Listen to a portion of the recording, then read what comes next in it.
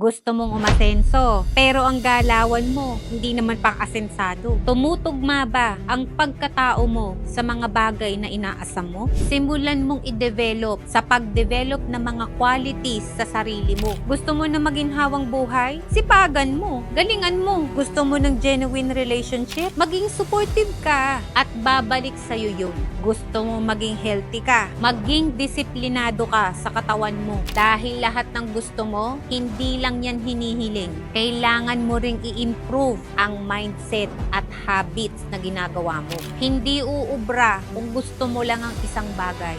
Sinasamahan niya ng aksyon. Kung gusto mong makuha lahat ng hinihiling mo, itanong mo sa sarili mo, ano bang ginagawa ko ngayon? Deserve ko ba to? You don't just attract what you want. You attract who you are. Sabi nga nila, nasa Diyos ang awa, pero nasa tao ang gawa.